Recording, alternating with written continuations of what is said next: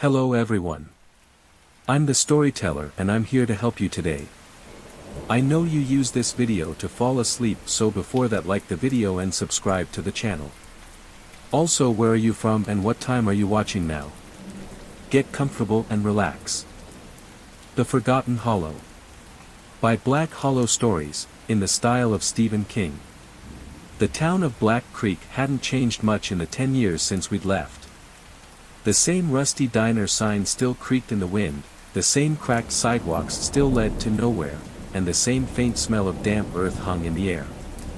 It was the kind of place you couldn't wait to leave as a kid, but somehow, it always pulled you back. We were all there, Tommy, Jess, Mike, and me, Sarah. Childhood friends, bound by summers spent biking through the woods and nights whispering ghost stories around campfires. We'd come back for Tommy's dad's funeral, but now, sitting in the diner with our lukewarm coffee, it felt like we were kids again. You guys remember the Hollow? Tommy asked suddenly, his voice low. The Hollow. The forest on the outskirts of town. We'd spent countless hours there as kids, building forts, exploring creeks, and daring each other to go deeper into the woods than we'd ever gone before. But now, when Tommy mentioned it, something cold crept into the room. Yeah, Jess said, stirring her coffee. Why? Tommy pulled out his phone and opened a map. He zoomed in on Black Creek, scrolling to the edge of town where the Hollow should have been. But there was nothing. Just empty space. It's gone, he said. The Hollow. It's not on any map anymore. We all leaned in, staring at the screen. He was right. The forest, the creek, the trails, all of it had vanished. That's impossible, Mike said, his voice shaky. I was just there last year.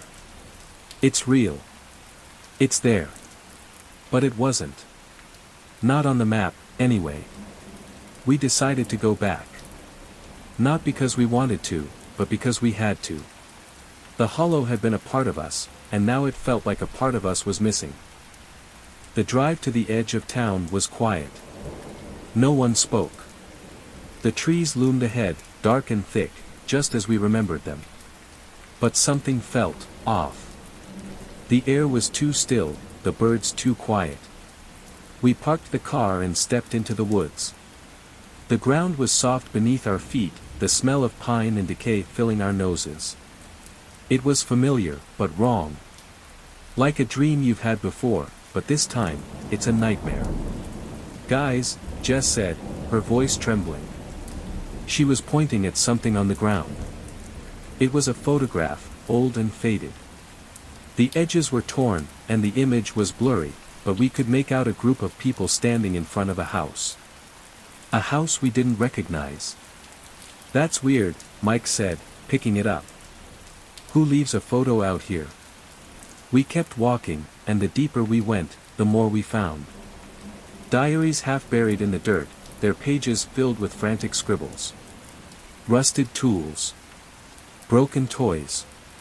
And then, the house. It was small, with peeling paint and a sagging roof.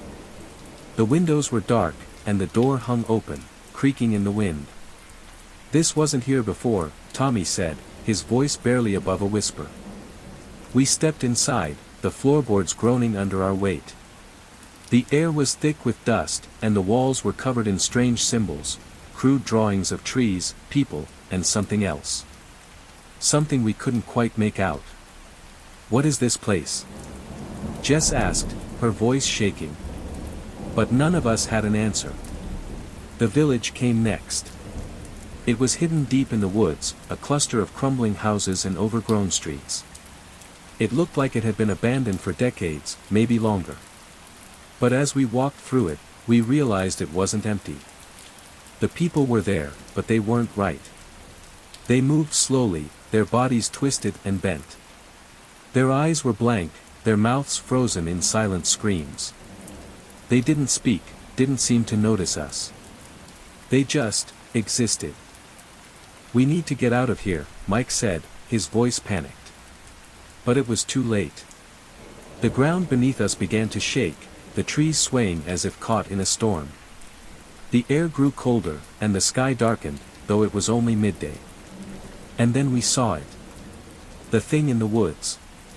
It was tall, its body made of shadows and smoke. Its eyes glowed red, and its mouth stretched into a grin too wide to be human. It moved toward us, the ground cracking beneath its feet. We ran. But the forest had changed. The trails we'd known as kids were gone, replaced by a maze of trees and thorns. The village was gone too, swallowed by the darkness. We didn't stop running until we reached the car. Back in town, no one believed us. "The hollow's always been there," the sheriff said, shaking his head. "You kids must have gotten turned around." But we knew what we'd seen. The hollow wasn't just a forest. It was a prison. A place where time stood still, and the people who went in never came out. We tried to forget. We went back to our lives, to our jobs and families. But the hollow stayed with us. It's still there, waiting. And sometimes, late at night, I can hear it calling. The Forgotten Hollow is a story about the past, how it lingers, how it shapes us, and how sometimes, it refuses to let go. But be careful. Because the hollow remembers. And it's always watching. The end.